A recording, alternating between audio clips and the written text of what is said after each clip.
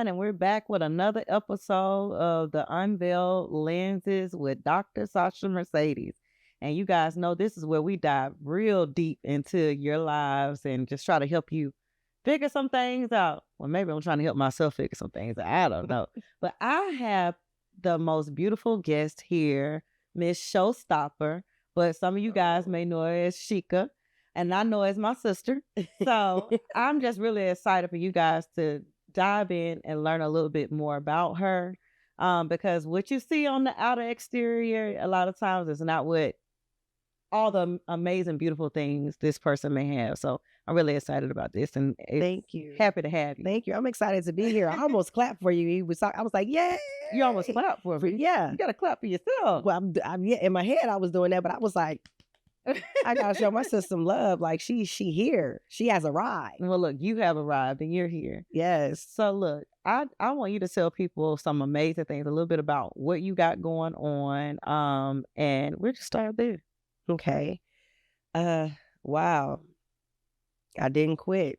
I start there. I'm here. Just a little history.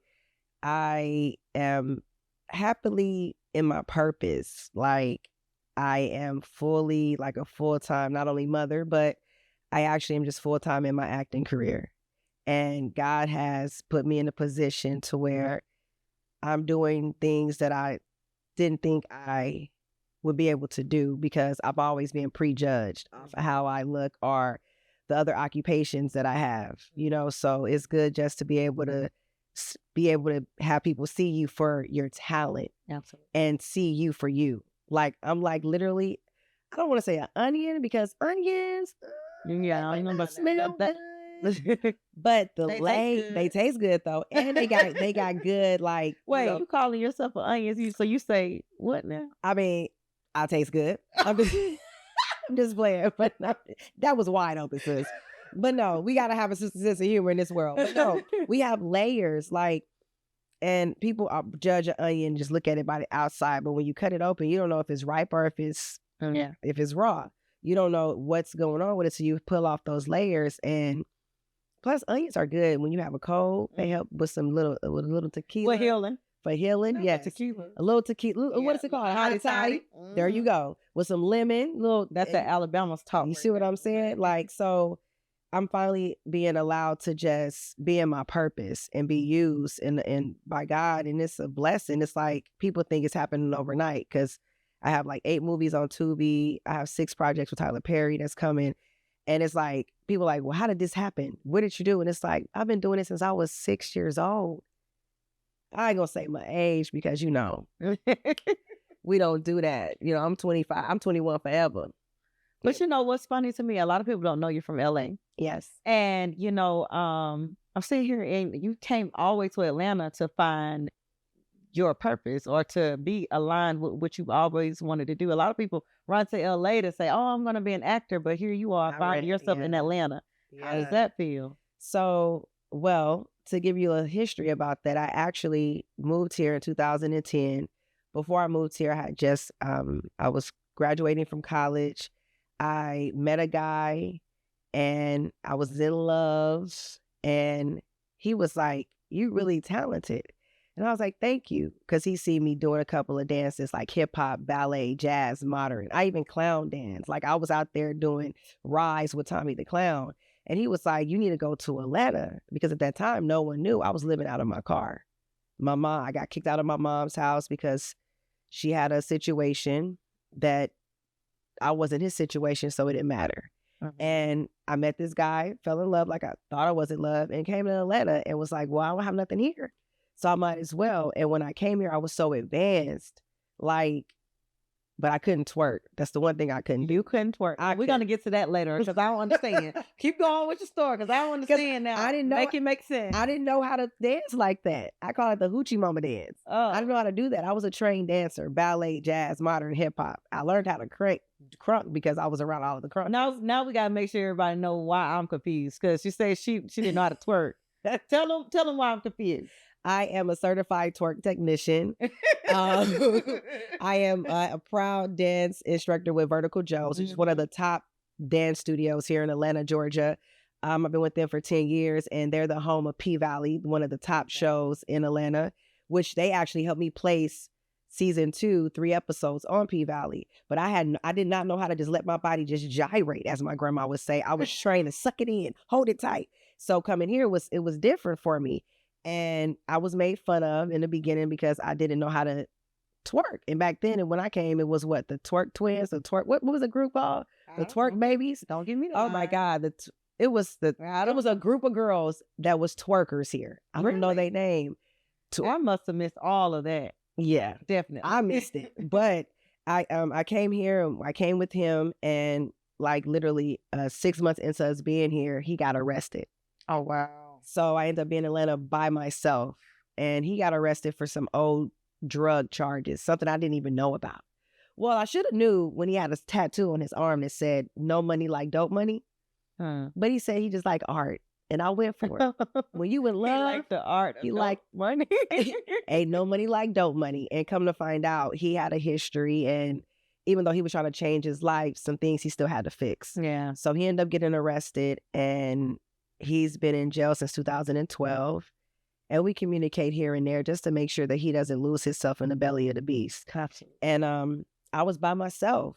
And then the job I had, I was working at Bally's Total Fitness as a fitness trainer, still chasing my acting dream, fresh out of college. Next thing I know, Bally's closed. So now I don't have a job. And I'm in Atlanta. And I can't even twerk. And you can't even twerk. Man, so I'm like, what do I do? And I end up going to one of their amateur contests at a club called Strokers. And I got up there with my ballet slippers. Have you ever seen a stripper in point shoes? No. Exactly. I had no idea what I was doing, but I wasn't afraid to perform because it was already in me. And I put my point shoes on, and they put on, she got her hands up on her knees, well, the balls on her thighs. So I'm literally like in my point shoes, trying to like, I was giving it to them, like in my point shoes. And of course they made fun of me, but I won the contest, and I won like $2,000. And I was like, this is all I got to do. And that's when one of the bartenders, Anita, Destiny's Closet, she's actually a seamstress. She makes like all the like clothes you will see like for dancers here in Atlanta. And she was like, I need you to meet Vertical Joe. And then she was like, she can't dance, y'all. That's what they said. I can't dance. And I couldn't do what the South could do. Yeah. So they trained me to learn how to touch the pole, and being a contortionist that used to do shows in Zumanity in Vegas, I was able to bring all that together. And then that's how the showstopper got developed. Wow. I'm sitting here and I'm just listening to this story. And then, I do my research. I know you. And then you talked about childhood. Yeah. So I'm hearing you say, I had to stay off. I left my mom's home. Yeah. I was on my own. And, you also talked about childhood, growing up, mom and dad, you said in a pimping world. Yeah. Yeah. So my mom was 14 when she met my father. At the time, my father was 18. Don't y'all try to add that up. Wait a minute. Back then it was okay. Say how it wasn't legal. It was 14 and 18. It wasn't illegal back then. And then I moved from California, but I'm originally from Tulsa, Oklahoma, where Black Wall Street is founded. Oh yeah. So my history of my roots is already strong, and I'm Native American. So they didn't think about age like that. It's like, you cute, I'm cute, we here, ain't nobody hunching around. Bobby Brown, you know what I mean? So it just happened that way. And my mom was a little fast tail for what they said, and a cute little fast tail. Mom, I love you. But, and my daddy, they got together, and the story is he had red silk sheets listening to Marvin Gaye. No. And then here I am. Oh, wow. And my dad wasn't pimping then because he was young, but one of his close friends passed away. He was murdered as a pimp. And he said, if anything happens to me, he wanted all his women or their flock or the stable to go to flock in the stable, like the cows or something. Yes. Yeah. Billy crime. Wow. Yeah, for sure. Never heard the term. Instead of saying whores, prostitutes, respectfully, it's a stable. It's a flock in the stable. If you take care of your women. And they said, go to my father. And they showed up to my father when he was 19 with a roll of money. And from there, they was like, you got to take care of us. And his name ended up being Big Rock. And I remember as a little girl, my dad would Two things about it was hurtful because I remember as a little girl, my dad would tell me he's on his way, but he never showed up. Mhm. So I would be outside waiting for him. When I was born, he called the hospital and asked for my mother and said, "Is it born?" Oh, wow. He didn't know if I was a little girl or a little boy. So they never really had a relationship. They was just young and doing what they do. Yeah. And he didn't believe that I was his. He actually was like telling his mama, "This can't be my daughter. I don't believe this." And my grandmother looked at the picture of me. My grandmother she passed away when I was 9. She at the time was an evangelist. She said, "Let me see the baby." Seen a picture of me and was like, "That's your daughter. Bring her to me." And I thank God that my mother and father came together to do one thing they were supposed to do. They never was together, but they created me. So now as a woman, I love my father for doing exactly what God needed him to do. Just meet my mama and have me. Absolutely. And I remember just at first I despised my father. You took me around when you was pimping. I used to be in a car with him in a powder blue Mercedes, gold trimming. He has so many gold nuggets and diamonds on, Yep. looking like Mr. T. For Halloween, every year he was Mr. T because he had all that jewelry on.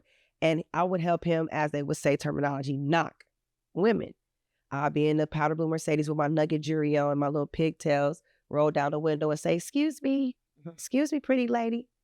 My daddy like you, and I'm looking for a mommy." Oh, wow. I had a whole mama and grandma at the crib, but my father, He was using you. he was using me to grab people because I had a look, I sound smart, I was cute. And fast forward, God did the same thing with me in the strip clubs. I was able to, I didn't understand it. Like, how did I go to college and not to be anything like my father? But now I'm stripping. Why? And he said, "Why not? You could get to people that other people can't get to because you look like them. You make them feel comfortable." And that's how I used to have my daddy get a lot of women. But then there always was abuse. I was abused by my father. I still have a scar on my hip from when my father was upset with me about encouraging. I was 9 years old. I was encouraging the women. "Y'all, why y'all let my daddy take y'all money?" This is me at 9 years old. You don't understand. I don't get it because I feel like I'm like my pops. I'll make my own money. Exactly. And one of the women went back and told him, "Oh, Big Daddy Rock, she kept asking us why we giving you our money." And that made my father upset. And I remember sleeping in a top bunk bed in one of the rooms because he had bunk beds. He had like a 5-bedroom house and he had 4 sets of bunk bed in each room. So the ladies had somewhere to sleep. Each woman had their own bed. And then every other day he would have one come up to his room and he would serenade, marinate, and keep gaming them up to keep coming to him. And he pulled me out the bunk and I ended up hitting like a glass table, kind of fell through it, cut my thigh. And I was so hurt. Like, "Daddy, why? I look up to you. You giving me the game. I want to know why, because I'm not going to give nobody my money because I know what's going on." And he told me to mind my business. Oh, wow. So I learned to mind my business at a very young age. But I learned that. You shouldn't have to learn that way, though. Right. And I just still love my father because that was my daddy. Yeah. My birthday, January 23rd. He January 29th. We 2 peas in a pod. Absolutely. And I cried day in, day and out because I wanted my daddy to be there but not be abusive. And then fast forward, my mom took me away, moved me to California. I remember having a picture of my father. He was in his powder blue Mercedes, and I put it on the pulpit at a church I was going to there. And it was a day where they were saying, if you have anybody you want them to change their life and you want more of them, put their picture on the altar. And I put my daddy's picture on the altar, and I remember Apostle Wondery, he stood up and said, whose picture is this man? I stood up at 9 years old. "That's my daddy. That's my daddy." And he was like, "It's done." And he grabbed the picture, he balled it up. I'm like, "Oh, that's my only picture of my daddy." And my dad, literally, this is how God works. Literally that same moment my dad said, at that same time at night, we later talked, he was in his weed. Like back then you could grow legal. You could grow your weed in your backyard. We had acres in Oklahoma. And he was in there and he just blacked out. And when he woke up, he said he let all the women go. Sorry. He let all, this is okay. It's still touching. This is real. He let all the women go and he burnt down all the 4 acres of marijuana that he was growing. Oh, wow. He said, and then he went to his mother and said, well, my grandmother had passed away at the time, but he prayed and he knew that he had to change his life. My father said he couldn't read, But when he went to Bible school to become a pastor, that was his first time actually learning how to read. So he went from pimp to pastor. Pimp to pastor. Both to of the this titles day. start with a P. Hey, paid and pleasurable. And we paid and praise, okay? But yes, and so he has a church now, a congregation. He owns a lot of property back home. So everything that he had in that pimping lifestyle, he's actually getting it back, but he's getting it back through the spiritual realm and through God. Wow. And he's not the type of pimp that got the people paying him all his money on Sundays. Like my daddy would preach in a church if it's one person. Not the type of pimp. You meant preacher? Oh, see what I'm saying? I said what I said when I said it. That was right. Because they pimping too. Oh, God. You got pastors that was pimps and you got pimps that are pastors. But my daddy actually let a lot of that go. Like he literally get it out the mud as a pastor, and I'm proud of him. And I watch his services from Facebook. It's a City of Refuge in Tulsa, Oklahoma. I watch it on Facebook every Sunday at 11 o'clock. Tulsa time is behind our time. Mm-hmm. And I'm proud of my father, but I'm happy that I went through what I went through with him. So when I end up fast forwarding, never being exposed besides that time to that lifestyle, having to go to strip clubs and being introduced to pimps, having women want me to pimp them, having people trying to like sex traffic me, to going to St. Thomas, almost getting raped, like things I went through because I witnessed it with my father at a young age. It saved my life. Mm-hmm. Some people, my siblings be like, oh, we wish we was with daddy when he was pimping. No, you don't, because you wouldn't be able to survive. These new era kids, they can't survive. If you born in the 90s and lower, the late 90s and lower, you can't survive. Absolutely. What we go through. Absolutely. Like, we got the crack era, the meth era, the pimping era, the mamas that was having babies, leaving them with the grandma eras. Yeah. Like, these new people can't survive like we can. It's totally different. And it was preparing me. And I thank God. I thank God for that now to this day.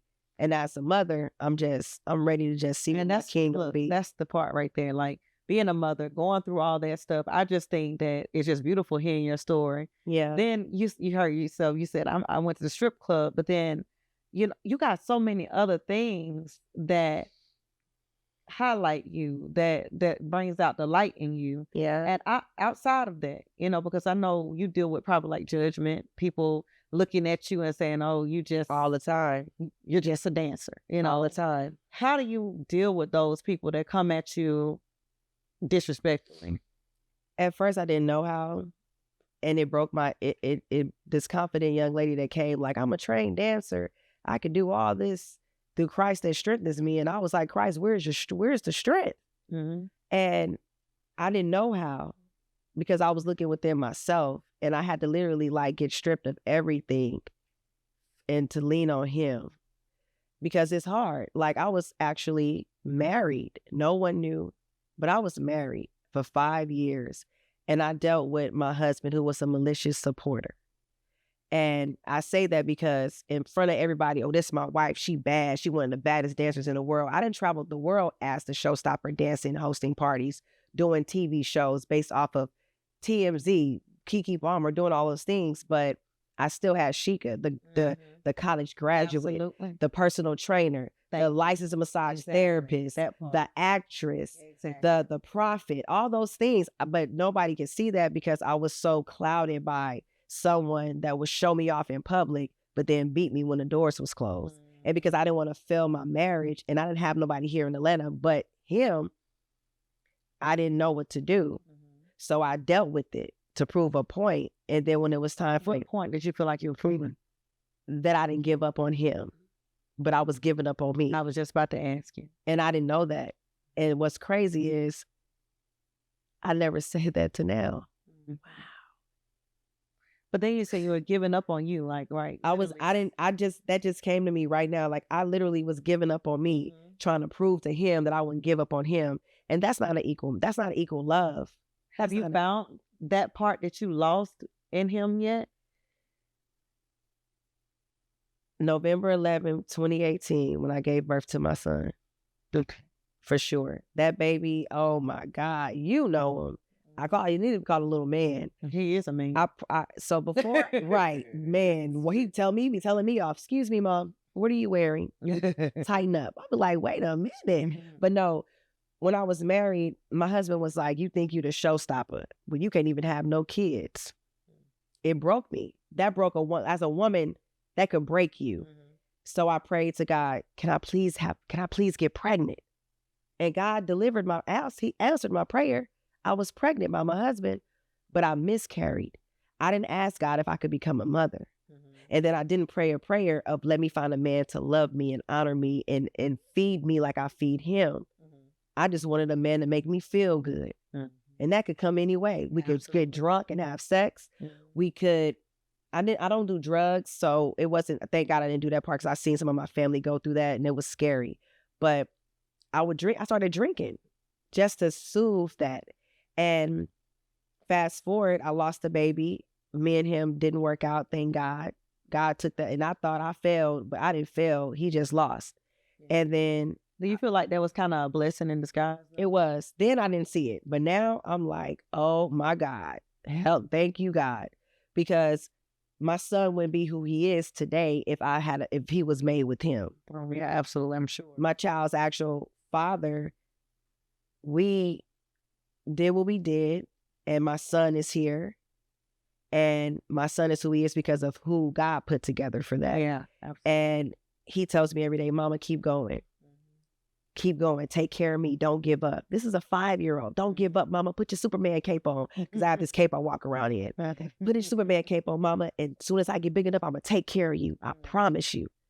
And that's because I asked God to give me someone to love me no matter what. When I'm dressed up pretty, when I look crazy with snot in my nose, when I'm in the hospital, whatever I'm going through, I need somebody to love me. And God said, okay. I didn't say a man. He gave me a child.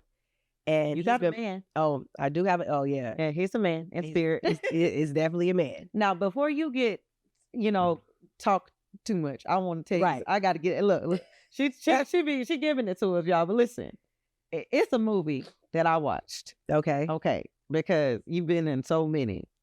But the one that stood out to me the most was Father May I. Yeah. Father May I is right now one of the top recommended movies on Tubi. There's a Father May I Part 1, a Father May I Part 2, and we just finished a Father May I Part 3 with a Maya Speller's production. And that movie, when it first came out, people was like, this is gross. What the hell is this? Why is this man trying to have SA? Why is he SAing with his family? And just to abbreviate that, people that don't know what SA is, a sexual assault. A lot of these things is happening in our community. I mean, R. Kelly is being ignored. R. Kelly. His sister was messing with him as a child. So he did it with other girls, whether or not the parents allowed it. That's not for us to talk about. That's just what's been in our face.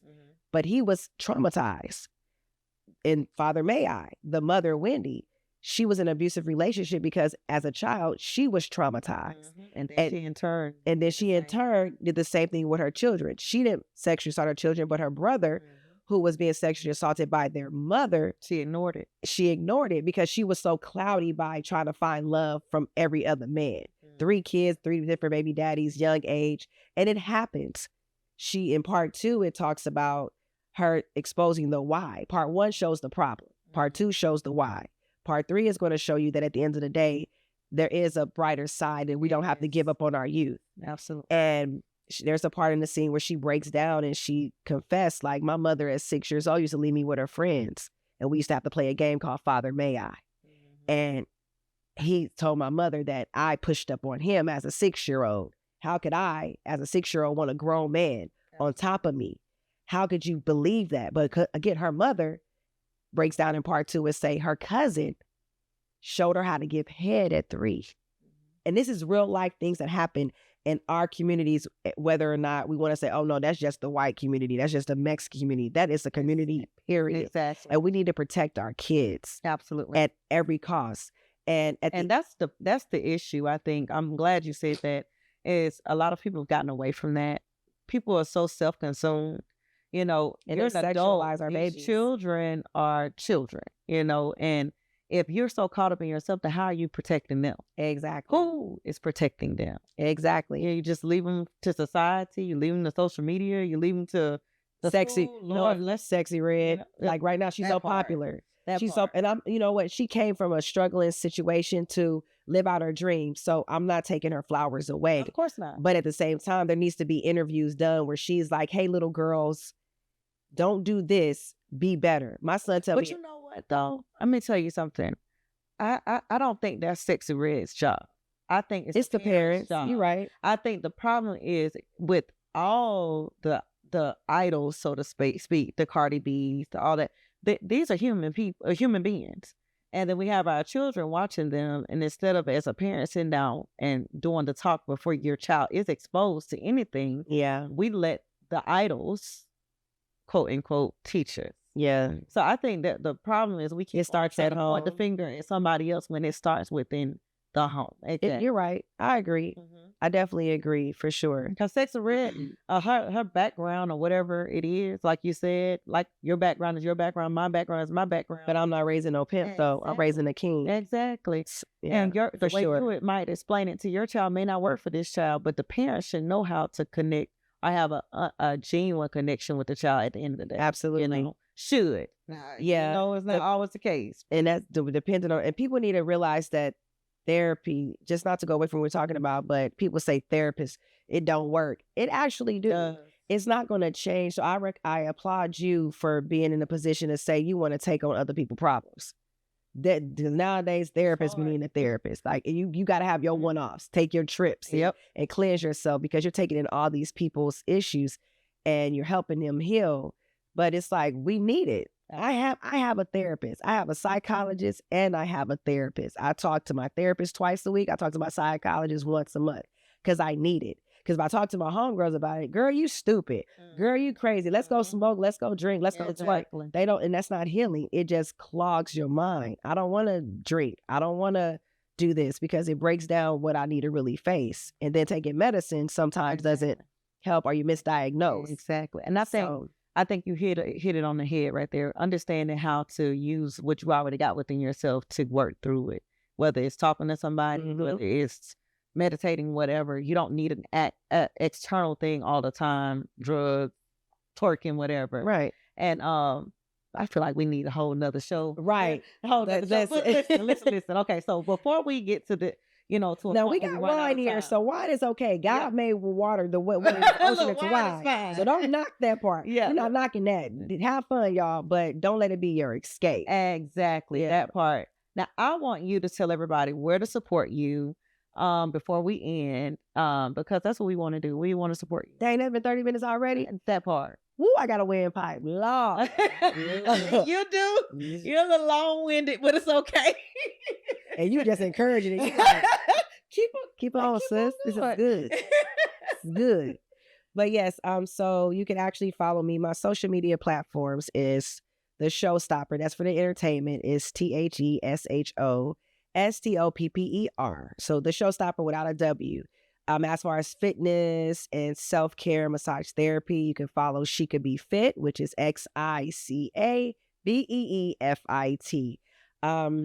And support, like every time you click on a Tubi movie, that's residuals coming in. So please, you can type in my name in the search box, XICA, and all. Right now I have 8 movies on Tubi. Again, I have 6 projects with Tyler Perry, Straw, we did with Taraji, 6 888, Beauty in Black, and I'm actually going next week to start with Ruthless as a recurrence. So God is good. And there's so many more films like Maya Speller. I have a play in December. Oh my God, all the way in like Macon. I mean, so Augusta, Georgia. She's saying y'all just follow and support. Like come out, follow her. hang out.